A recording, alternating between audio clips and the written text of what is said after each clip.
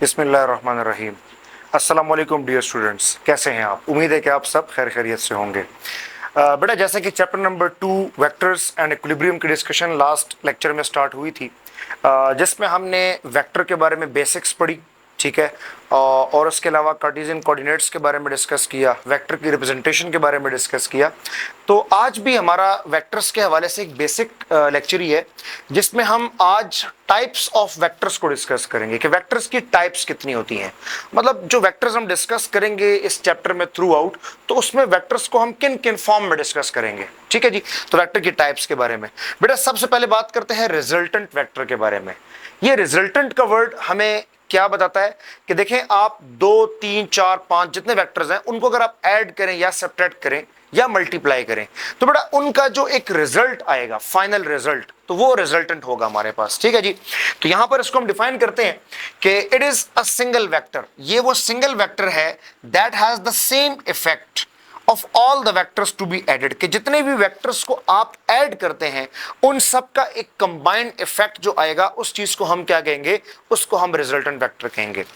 जैसे देखिए बेटा, यहां पर हमारे पास वेक्टर ए है और वेक्टर बी है। अब अगर मैं आपसे कहूं कि मुझे इसका रिजल्टेंट वेक्टर चाहिए, तो रिजल्टेंट वेक्टर आप कैसे बताएंगे? आप कहेंगे जी इन दोनों को ऐड कर दिया जाए, a प्लस बी, कि इन दोनों वेक्टर्स को अगर हम ऐड कर देंगे तो हमारे पास क्या आ जाएगा, रिजल्टेंट आ जाएगा।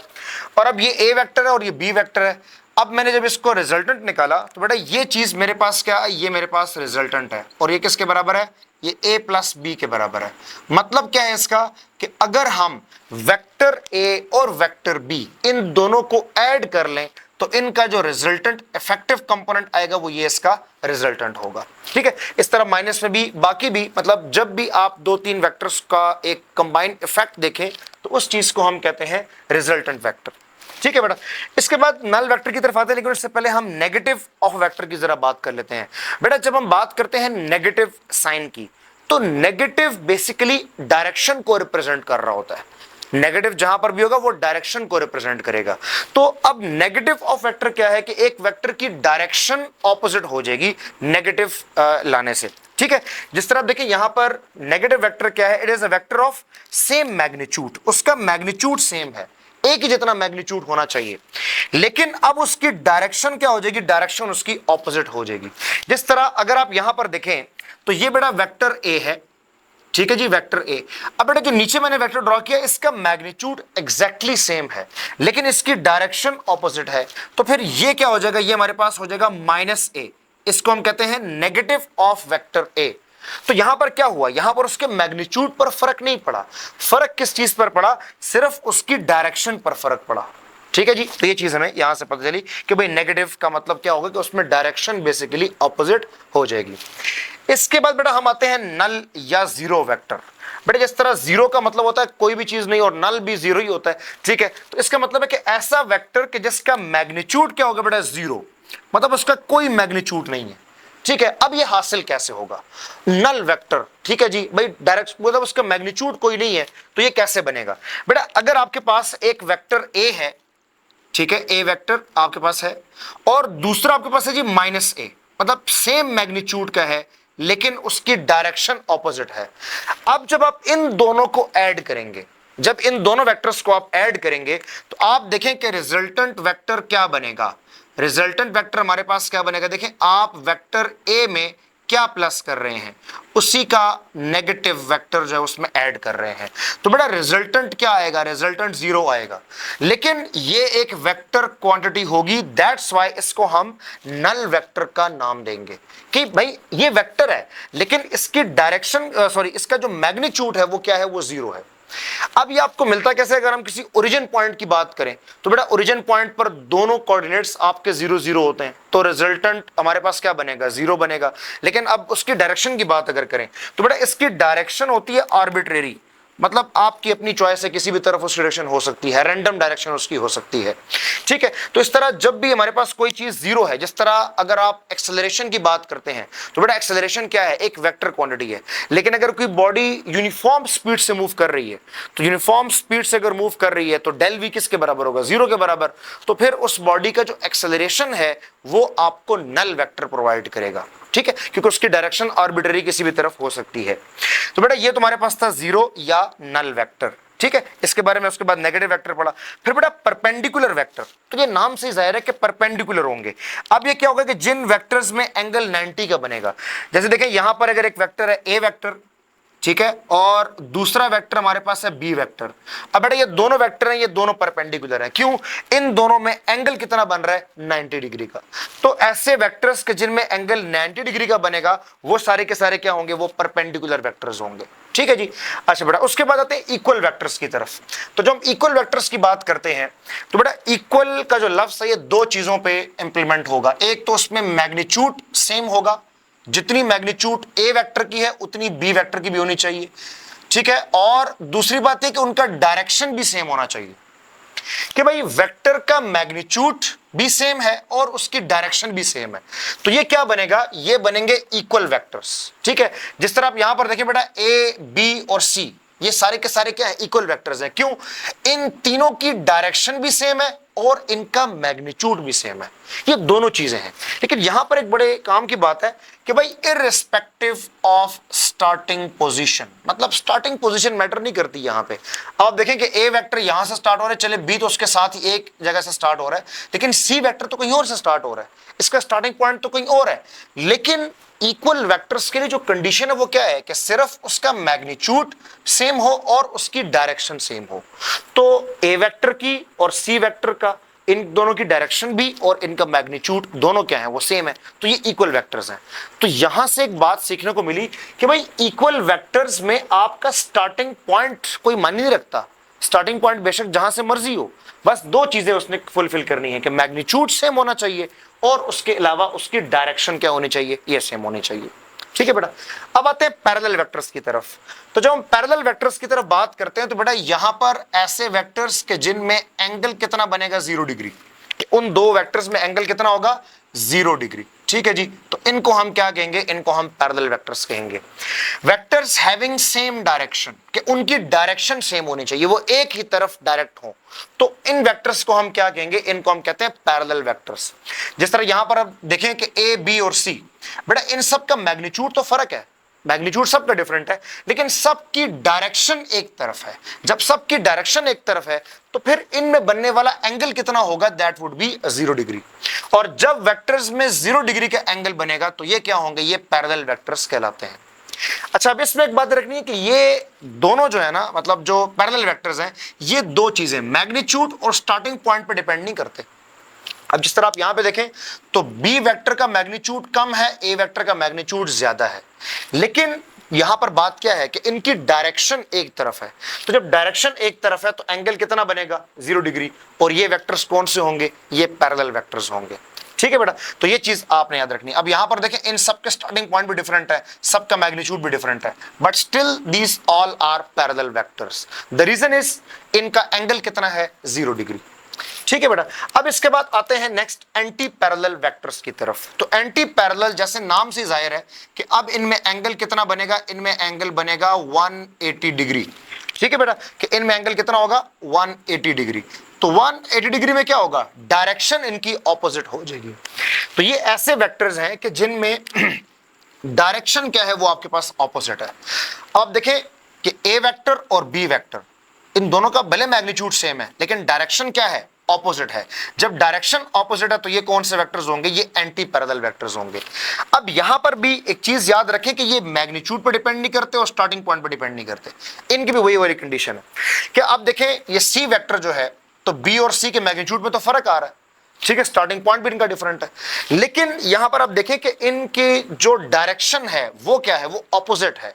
तो जब डायरेक्शन सिर्फ ऑपोजिट हो जाएगी तो इन वेक्टर्स को हम क्या कहेंगे? इनको हम कहेंगे एंटी पैरेलल वेक्टर्स। ठीक है बेटा। अच्छा, अब यहां पर एक बड़ी इंपॉर्टेंट बात है कि जो पैरेलल वेक्टर्स हैं हमारे पास, जिस तरह पैरेलल वेक्टर्स की बात की कि इनकी डायरेक्शन सेम होनी चाहिए।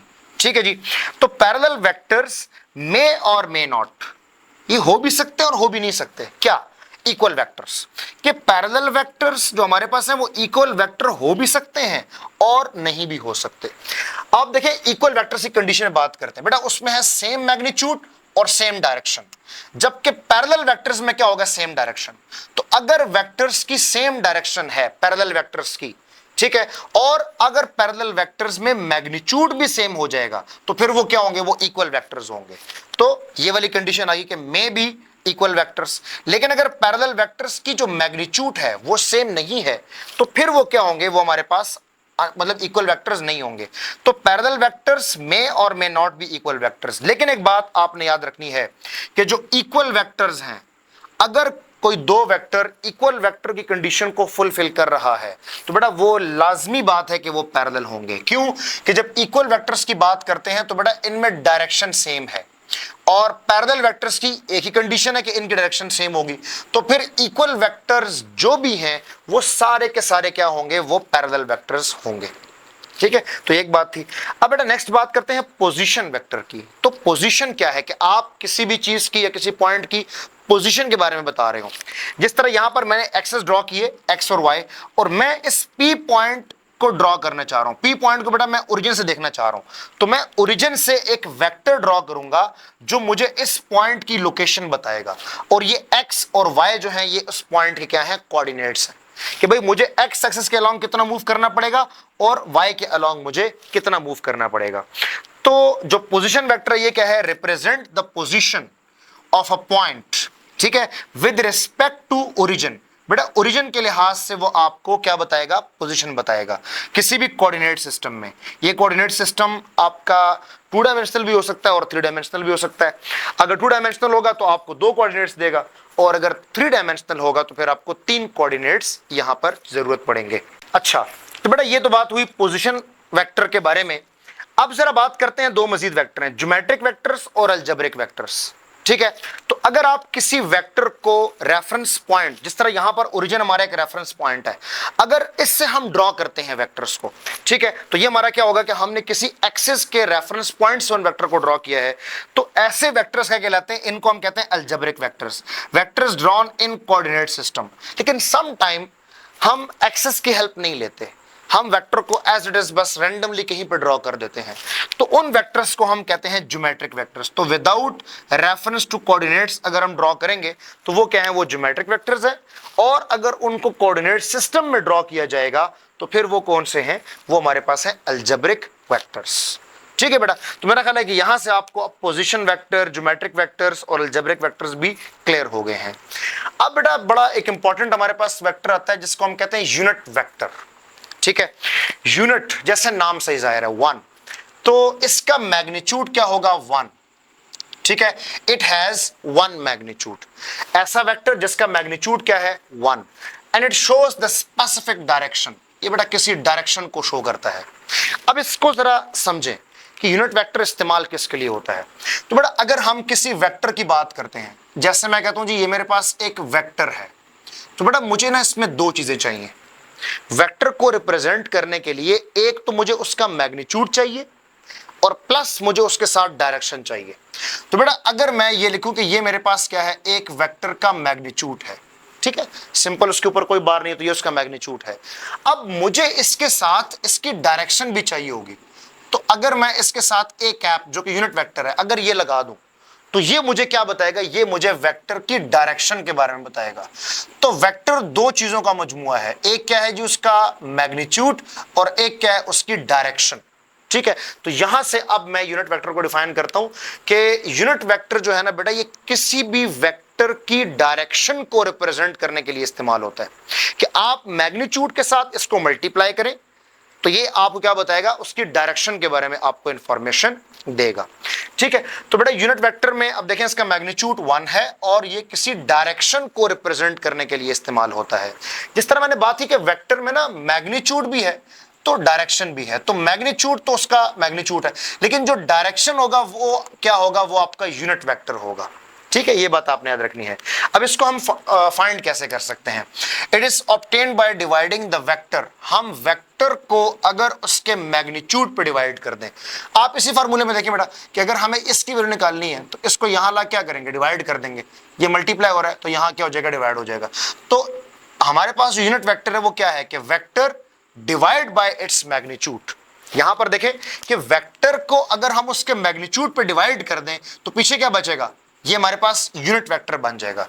और इसको रिप्रेजेंट कैसे करते हैं बेटा, ए जिस तरह है तो इसके ऊपर एक कैप लगा लेते हैं, ठीक है, तो इसको हम ए कैप बोलते हैं। और ए कैप क्या चीज है, ये वेक्टर ए का यूनिट वेक्टर है, ठीक है। अच्छा बेटा, यूनिट वेक्टर में नेक्स्ट जो चीज है कि it has no dimension and unitless भी है और इसकी कोई डायमेंशन भी नहीं है। अब जो हमारे पास most commonly used unit vectors हैं तो बेटा वो कौन कौन से हैं, आपने आई वेक्टर का भी देखा होगा।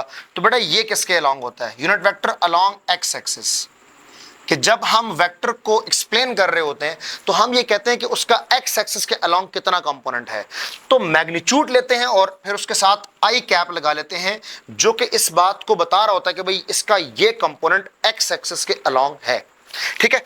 इसी तरह अगर हम जे यूनिट वेक्टर की बात करें तो बेटा ये होता है अलोंग वाई एक्सिस, कि अगर हम किसी भी मैग्नीट्यूड के साथ अगर क्या लगाएं, अगर जे कैप लगा दें तो इसका मतलब होगा कि ये वेक्टर का कंपोनेंट y के अलोंग होगा, मतलब y के अलोंग मैग्नीट्यूड है और जो j यूनिट वेक्टर है ये रिप्रेजेंट कर रहा है कि भाई ये कंपोनेंट y के अलोंग है।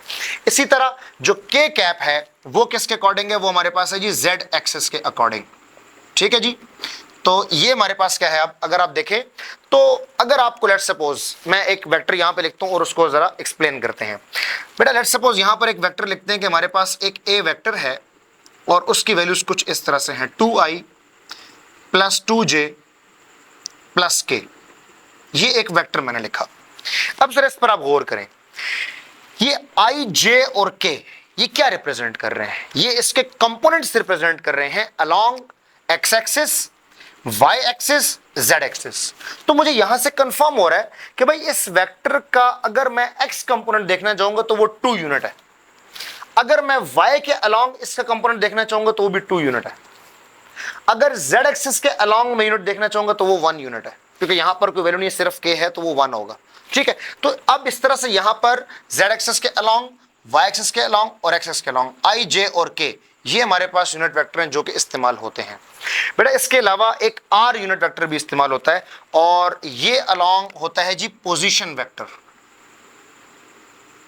कौन सा होता है जी, पोजीशन वेक्टर, कि हम किसी पोजीशन वेक्टर को रिप्रेजेंट करने के लिए आर कैप का इस्तेमाल करते हैं, ये आगे चल के हम यूज करेंगे इसको। और बेटा कोई भी सरफेस है, ठीक है, जिस तरह हमारे पास सरफेस है तो इसके परपेंडिकुलर, इसको हम कहते हैं नॉर्मल टू द सरफेस, तो नॉर्मल टू द सरफेस के लिए जो यूनिट वेक्टर इस्तेमाल होगा उसको हम एन कहते हैं।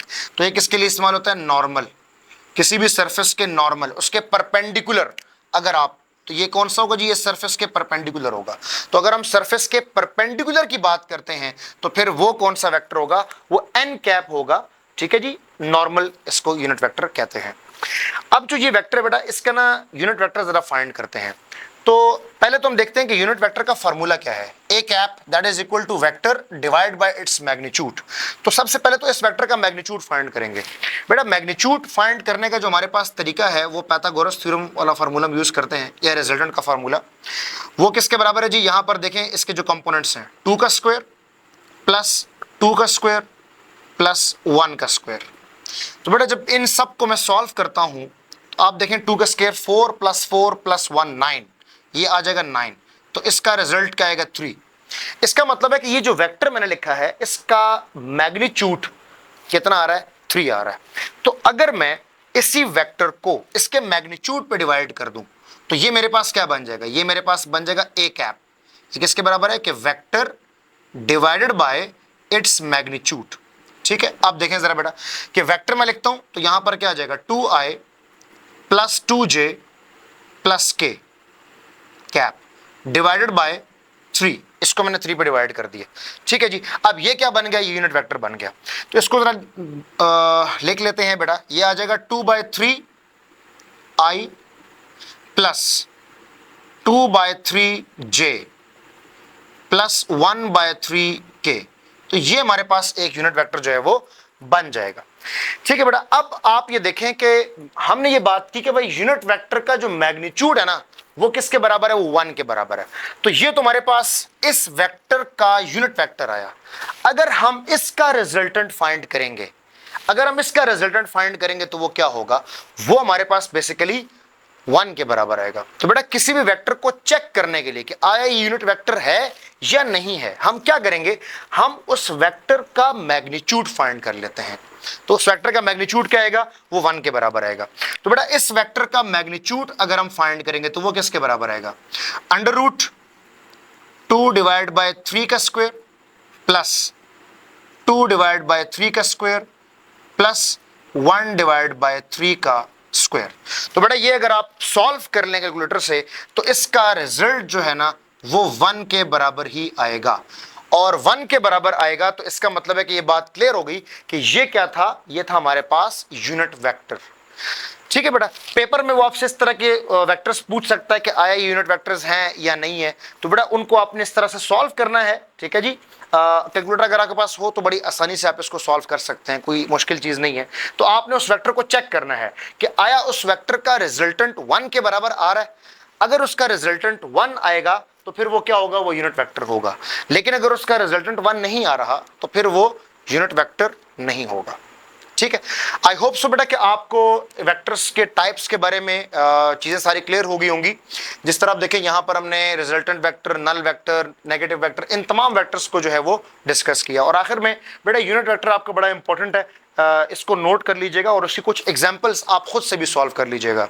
और अगर इस टॉपिक में या किसी भी तरह का कोई इशू है इस टॉपिक के हवाले से तो वो आप कमेंट सेक्शन में पूछ सकते हैं। एंड आई होप सो कि आपको ये टॉपिक अच्छे तरीके से क्लियर हो गया होगा।